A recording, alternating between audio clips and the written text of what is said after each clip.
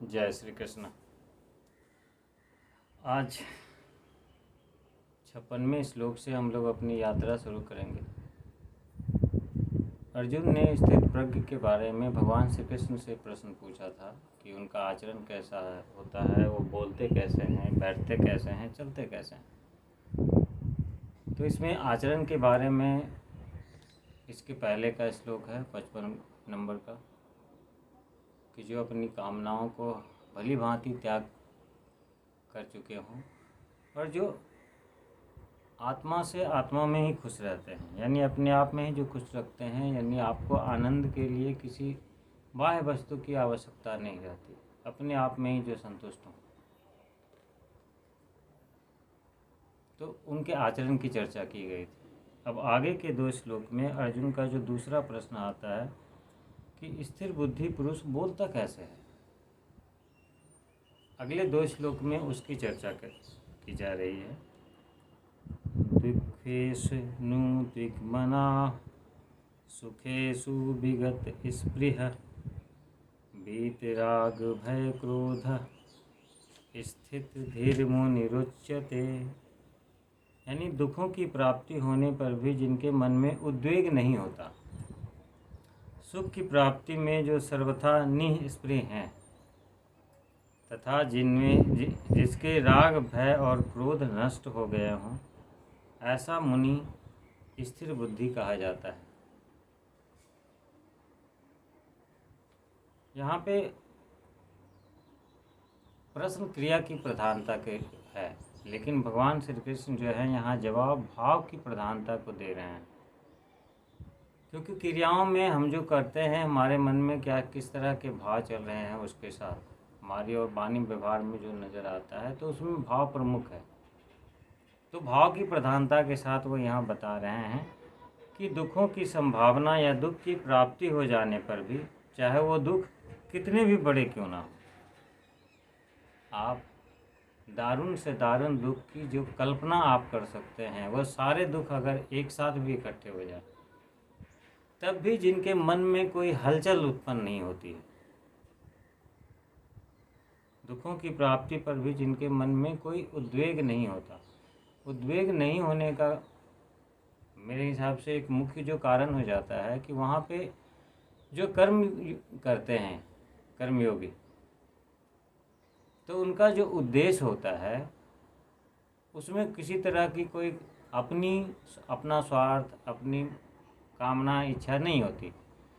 उसमें ज़्यादातर जो भाव होता है वो दूसरों की सेवा का होता है, कि दूसरों का हित कैसे हो। कर्म फल में किसी तरह की कोई आसक्ति नहीं होती,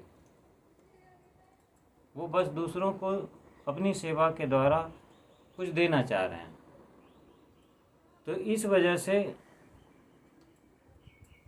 और इसके लिए वो हमेशा सावधान भी रहते हैं, इस वजह से इसके अंदर जो उस तरह की भावना उत्पन्न नहीं होती किसी चीज़ की प्राप्ति से उसको उस तरह का दुख पहुँचे, चाहे परिस्थितियाँ जैसे भी हो। ठीक उसका आगे का है कि सुखों की प्राप्ति में जो सर्वथा निःस्पृह हैं। तो वैसे ही जब कोई वो कुछ काम कर रहे होते हैं किसी के लिए, तो अगर सुख की मिलने की संभावना हो या मिल भी गया हो, तब भी वो ऐसा नहीं सोचते हैं कि अब ये परिस्थिति मेरे साथ हमेशा अनुकूलता बनी रहे, ये तो बढ़िया काम हो गया, ऐसा ही होना चाहिए, हमेशा ऐसा ही चलता रहे। इस तरह की भी भावना जिसके अंदर नहीं उत्पन्न होती है। जिनमें तीसरा क्या है इसमें, कि जिसमें राग भय और क्रोध जिनके नष्ट हो जाते हैं, ऐसा मुनि स्थिर बुद्धि कहा गया है। यानी ऐसे पुरुष को स्थिर, यहाँ पुरुष की जगह मुनि शब्द का आया है, कि जिनमें ये भाव प्रबल हो गए हैं और जिनमें इस तरह की अटल बुद्धि हो जाती है, वैसे स्थिर पर मुनि हो जाते हैं। राग कहते हैं कि संसार के पदार्थों का मन पर जो रंग चढ़ जाता है, उसका नाम राग है। अब पदार्थों पे राग अगर हो जाए और कोई ताकतवर आदमी हो जो आपको वो चीज़ मिलने ही ना दे, कोई रुकावट खड़ी कर सके। तो ये एक भय हो जाता है कि वो ताकतवर बंदा है और उसे हमारी बनती नहीं है, तो इस चीज़ को रोक सकता है। तो उस समय क्या होगा, अगर वो सामने वाला सबल है तो आपके अंदर भय उत्पन्न होगा। लेकिन वही अगर सामने वाला कमज़ोर है तब उसके ऊपर क्रोध आएगा, मारने की भी इच्छा हो जाएगी। तो इस तरह से राग के कारण भय और क्रोध उत्पन्न होता है। तो वो यहाँ कह रहे हैं कि जो इन तीनों से मुक्त हो जाता है, जिसके भीतर इस तरह का सदा अभाव हो, तो जब मन के भीतर इस तरह के भाव का अभाव रहेगा तो बाहरी बात में, व्यवहार में भी वो चीज़ें आपको दिखेंगी। तो वो कह रहे हैं कि जिनके अंदर ये चीज़ें हो वो मुनि स्थिर बुद्धि कहा जाता है। तो ये पहला लक्षण हो गया। अब यहाँ पे है कि कर्तव्य कर्म करते हुए, यहाँ पे एक तरह से निर्विकार रहने की बात भगवान कर रहे हैं। अब अगले के श्लोक में वो कर्म के अनुसार जो प्राप्त होने वाली, किसी कर्म को करने के बाद जो अनुकूल प्रतिकूल परिस्थितियाँ निर्मित होती हैं, प्राप्त होती हैं, उसमें कैसे निर्विकार रहते हैं। तो उसके लिए अगला श्लोक है, जो यह सर्वत्राण भी स्नेहस तत् प्राप्य शुभाशुभम नाभिनंदति न विदेष्टि तस्य प्रज्ञा प्रतिष्ठिता। जो पुरुष सर्वत्र स्नेह रहित हुआ, उस शुभ या अशुभ को प्राप्त होकर ना प्रसन्न होता है ना द्वेष करता है, उसकी बुद्धि स्थिर है। यहाँ पे जो पुरुष सर्वथा स्नेह रहित हुआ, स्नेह कहते हैं कि जिनसे हमारी ममता वाली जो आसक्ति है, जैसे संसारिक संबंध जो इनसे हमारे होते हैं, स्त्री पुत्र धन मित्र भाई कुटुंब आदि में जो ममता और आसक्ति वाला जो संबंध होता है, उसमें जो दिन रात मोहित होते रहते हैं। तो ये जो इस तरह की आसक्ति होती है, जो स्नेह होता है, उसका जिसमें अभाव होता है। ये तो हो गया व्यक्ति में।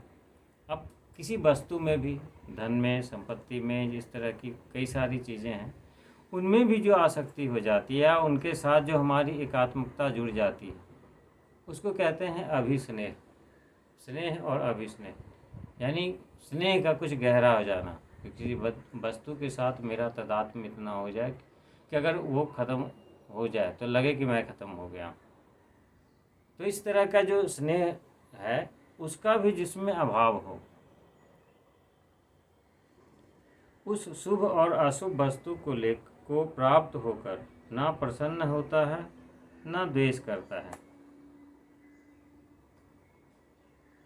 मतलब कि काम करते करते जो परिस्थितियाँ आती है, चाहे वो अच्छी मंदी हो, अनुकूल प्रवृत्ति हो, चाहे वो कर्म के दौरान कर्म करते करते आई हो, या प्रारब्ध के रूप में भी जो शुभ अशुभ, शुभनीय अशुभनीय बिना कुछ कहे, हो सकता है आपका निंदा हो।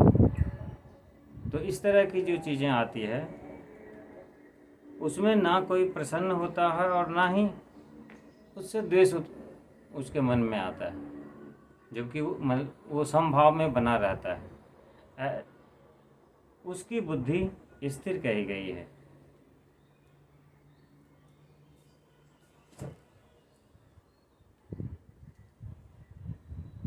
तो मतलब यहाँ कहने का तात्पर्य यह है कि जिसके अंतःकरण में, इंद्रियों में किसी भी वस्तु या प्राणी के संयोग वियोग से कि किसी भी घटना से किसी भी प्रकार का तनिक भी विकार उत्पन्न ना हो, उसको स्थिर बुद्धि वाला समझना चाहिए।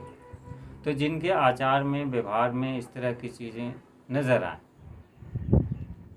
तो उनसे हम जान सकते हैं कि ये सामने वाला जो इंसान है वो स्थित प्रज्ञ है, वो परमात्मा की शरण में है और प्रात्मा को प्राप्त कर चुका है। तो ये लक्षण उन्होंने बताए हैं कि बोलता कैसे है इस संदर्भ में आगे के श्लोक में। अब बाकी के अर्जुन के जो प्रश्न हैं उनका उत्तर भगवान श्री कृष्ण देंगे। तब तक के लिए जय श्री कृष्ण।